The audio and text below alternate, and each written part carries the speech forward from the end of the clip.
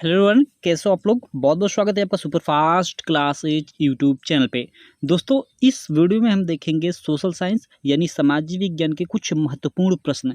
जी हाँ गाइज, और इन प्रश्नों में से आप लोग के बोर्ड एग्जाम में 2 या 3 मार्क में प्रश्न बनता है और उसके अलावा ऑब्जेक्टिव क्वेश्चन में तो इससे प्रश्न बनता ही बनता है। जी हाँ मेरे दोस्त, इस वीडियो में हम जितने भी संसाधन के प्रकार है, जैसे जैव संसाधन, अजैव संसाधन, राष्ट्रीय संसाधन, अंतर्राष्ट्रीय संसाधन, नवीकरणीय संसाधन, इनकी डिफिनीशन देखेंगे और अच्छे से इनको समझेंगे, क्योंकि सीधे सीधे आपके एग्जाम में इनसे प्रश्न पूछता है कि जैव संसाधन क्या होते हैं। ठीक है, या ऑब्जेक्टिव क्वेश्चन में आपसे दे देगा ऐसे कि निम्न में जैव संसाधन है और 4 ठे ऑप्शन दे देगा।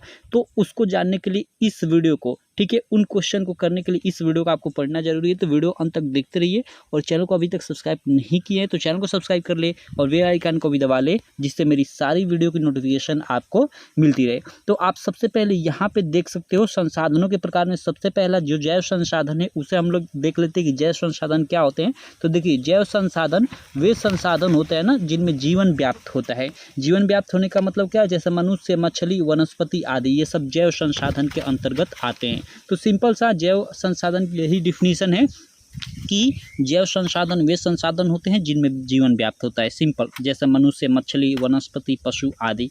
ठीक है, उसी के क्रम में अजैव संसाधन क्या होते हैं, सेम उसका उल्टा, जैव संसाधन का उल्टा अजैव संसाधन।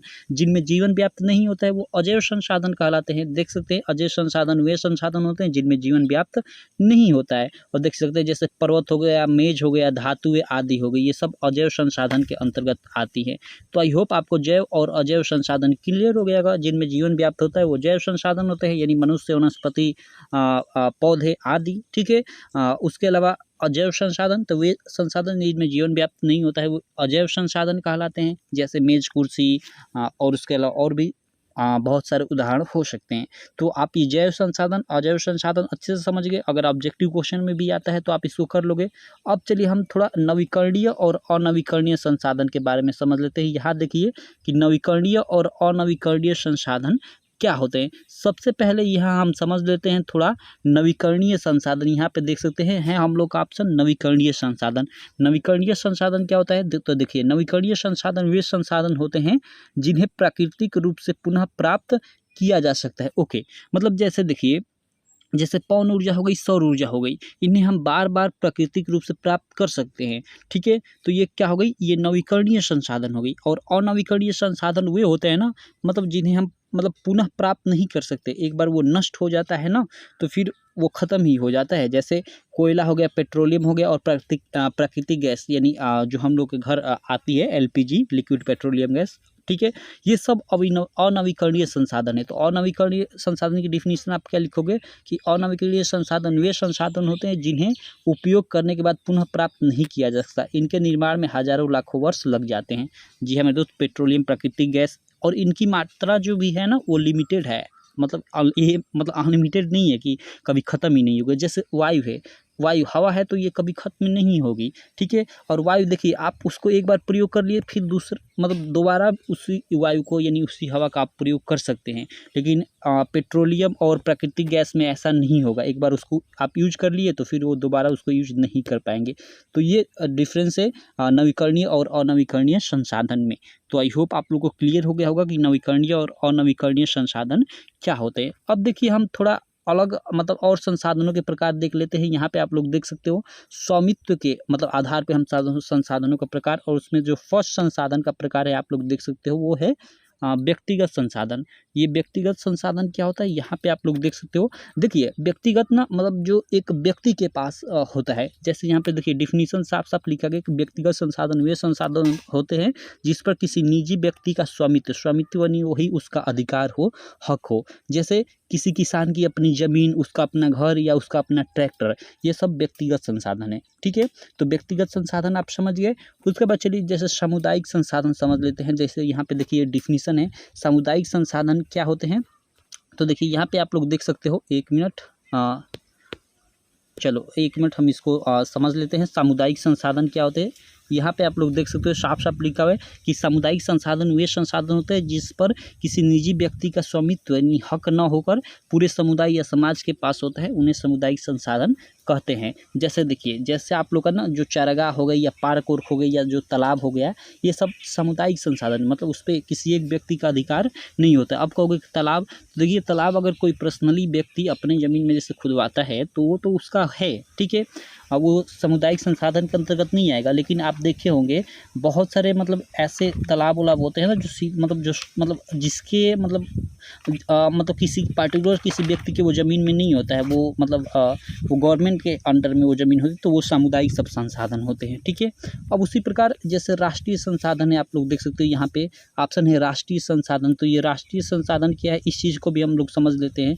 देखिए यहाँ पे साफ साफ लिखा गया है कि राष्ट्रीय संसाधन वे संसाधन होते हैं जिनका स्वामित्व राष्ट्र के यानी देश के पास होता है। जैसे सरकारी ज़मीन हो गई, सड़क, नहर, रेल लाइनें या जितनी भी रेलगाड़ियाँ भी ये राष्ट्रीय संसाधन के अंतर्गत आएंगी, ठीक है। अब देखिए अंतर्राष्ट्रीय संसाधन एक आ जाता है कि अंतर्राष्ट्रीय संसाधन क्या होता है। तो अंतर्राष्ट्रीय संसाधन वे संसाधन होते हैं जिनका नियंत्रण अंतर्राष्ट्रीय संस्थाओं द्वारा किया जाता है, जैसे महासागरीय संसाधन, ठीक है। ये अपवर्जक आर्थिक क्षेत्र को छोड़कर ये अपवर्जक आर्थिक क्षेत्र क्या होता है, इनके बारे में मैंने डिटेल में जब ये लेसन पढ़ाया था तो बताया था आपको। तो आप जाकर चैप्टर इसको पढ़ सकते हो, प्लेलिस्ट में मतलब आपको सोशल साइंस के पूरा सारी चीज़ें मिल जाएंगी। उसके बाद देखिए यहाँ पे हम संभावित संसाधन और विकसित संसाधन के बारे में थोड़ा जान लेते हैं, और इस प्रकार ये हम लोग संसाधनों के पूरे चैप्टर के मतलब पूरे के पूरे बारे में पढ़ लेंगे, ठीक है। देखिए संभावित संसाधन क्या होता है, साफ साफ यहाँ लिखा हुआ है कि किसी देश या कुछ क्षेत्र में कुछ ऐसे संसाधन होते हैं जिनका उपयोग वर्तमान में नहीं हो रहा होता है, उन्हें संभावित संसाधन कहते हैं। जैसे उदाहरण में देखिए हम लोग के देश में गुजरात और राजस्थान में उपलब्ध सौर ऊर्जा और पवन ऊर्जा की अपार भंडार है, लेकिन अभी उनका उपयोग नहीं किया जा रहा है, ठीक है। इसका उपयोग न करने का कारण दो हो सकता है कि तो उसके उपयोग हेतु तकनीकी उपलब्ध नहीं है, या सेकेंड कारण ये भी हो सकता है कि उसकी हमें आवश्यकता नहीं है, ठीक है। तो संभावित संसाधन क्या होते हैं कि मतलब वो संसाधन तो उपलब्ध है लेकिन उनका उपयोग अभी किया नहीं जा रहा है, ठीक है। तो वो होते हैं संभावित संसाधन। अब देखिए विकसित संसाधन क्या होते हैं, यहाँ पे साफ साफ लिखा हुआ है, ठीक है, कि विकसित संसाधन वे संसाधन होते हैं जिनके उपयोग के लिए प्रभावी तकनीकी उपलब्ध है तथा उनके उपयोग हेतु सर्वेक्षण तथा उनकी गुणवत्ता और मात्रा निर्धारित की जा चुकी है, विकसित संसाधन कहलाते हैं। देखिए जैसे मान लीजिए विकसित संसाधन समझने का आसान तरीका मैं ये बताता हूँ। मान लीजिए आपके मतलब यूपी के ही किसी जिले में मान लीजिए कोयले का भंडार मिल गया, ठीक है। तो अब उस कोयले के भंडार की पूरी तरह से रिसर्च करना, उसकी जांच करना कि यहाँ पे कोयले की मात्रा कितनी है, उसकी गुणवत्ता कितनी है, और उसके लिए तकनीकी अवेलेबल है कि नहीं है कि उसको मतलब ज़मीन से निकाला जा सके। तो अगर तकनीकी अवेलेबल नहीं तो तकनीकी विकसित करना। तो इस प्रकार मतलब पूरी की पूरी उसकी मतलब गुणवत्ता, मात्रा आदि की जांच कर पूरा का पूरा डिटेल अवेलेबल कर लेना ही मतलब वो संसाधन विकसित संसाधन कहलाएगा, ठीक है। तो विकसित संसाधन वे संसाधन होते हैं जिनके उपयोग के लिए प्रभावी तकनीकी उपलब्ध है, मतलब उसे प्राप्त करने की सारी तकनीकी अवेलेबल है तथा उनके उपयोग हेतु उनका सर्वेक्षण कर उनकी गुणवत्ता और मात्रा भी निर्धारित की जा चुकी है कि मतलब वो कितनी मात्रा में हैं, ये कहलाते हैं विकसित संसाधन। तो देखिए ये सब थे हम लोग के मतलब संसाधनों के प्रकार। इन संसाधनों के प्रकार में से देखिएगा आप लोग के एग्जाम में एक दो ऐसे ही पूछेगा कि जैव संसाधन क्या होता है या नवीकरणीय संसाधन क्या होता है, ऐसे 2 मार्क में सीधे प्रश्न पूछेगा।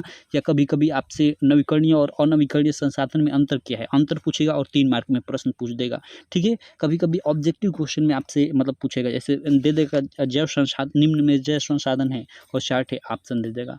तो मैं आशा करता हूँ इस वीडियो को आपको अंत तक पढ़ने के बाद सारी चीज़ें एकदम अच्छे से क्लियर हो गई होंगी। वीडियो अच्छी थी तो यह चैनल को सब्सक्राइब करना, वीडियो को लाइक करना और अपने सारे दोस्तों में इस वीडियो को शेयर करना बिल्कुल मत भूलना। तो चलिए इसी प्रकार की नेक्स्ट वीडियो में मैं आपसे मिलता हूँ।